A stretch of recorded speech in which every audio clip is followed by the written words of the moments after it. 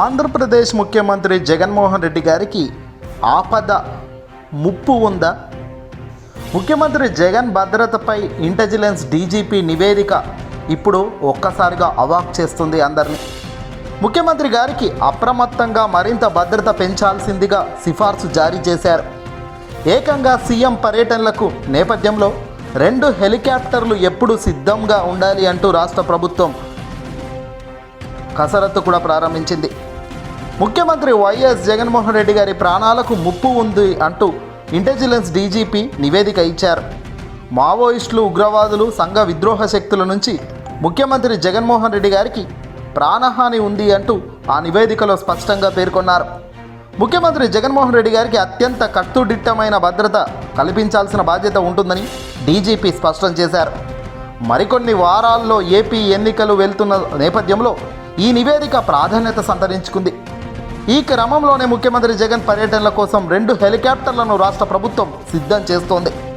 ఒక హెలికాప్టర్ను విజయవాడలో, మరో హెలికాప్టర్ను విశాఖపట్నంలో అందుబాటులో ఉంచబోతున్నారు. అతిపెద్ద సంస్థ నుంచి లీజుకు ఈ హెలికాప్టర్లను తీసుకున్నారట. ఇవి 2 కూడా ఇంజన్లు కలిగిన బెల్ తయారీ హెలికాప్టర్లు. ఒక్కో హెలికాప్టర్కు నెలకు 1.91 కోట్లు లీజు రూపేణా చెల్లించాల్సిన అవసరం ఉంటుంది. ఇతర ఖర్చులను కూడా ప్రభుత్వమే చెల్లించబోతుంది. ఈ మేరకు మౌలిక వసతుల శాఖ ప్రత్యేక ప్రధాన కార్యదర్శి యువరాజ్ ఉత్తర్వులు ఇచ్చారు. ప్రస్తుతం ముఖ్యమంత్రి జగన్మోహన్ రెడ్డి గారు వినియోగిస్తున్న హెలికాప్టర్లు పాతవైపోవడంతో ఏపీ ఏవియేషన్ కార్పొరేషన్ లిమిటెడ్ కూడా దీన్ని వెల్లడించింది. ప్రస్తుత హెలికాప్టర్లు 2010 నుంచి వాడకంలో ఉన్నందున దాన్ని మార్చాల్సిన బాధ్యత ఉందని కూడా తాజా రిపోర్ట్స్ రావడంతోనే ఇదిగో ఈ నిర్ణయం తీసుకున్నారు. ఏదేమైనా మరింత బాధ్యతగా, మరింత భద్రత పెంచుతూ ఎప్పటికప్పుడు సెక్యూరిటీని చాలా అప్రమత్తంగా ఉండాల్సిందిగా ఆదేశాలు ఇవ్వనని, ఎలాంటి వ్యక్తులను దగ్గరికి రానివ్వకుండా జాగ్రత్త చర్యలు తీసుకోవాల్సిందిగా తాజాగా ఇంటెలిజెన్స్ రిపోర్ట్ ఇవ్వడం జరిగింది. ఏదేమైనా సర్వసాధారణంగా ఒక సీఎంకు ఉండాల్సిన సెక్యూరిటీ, హుందాతనం పక్కాగా ఉంటుంది.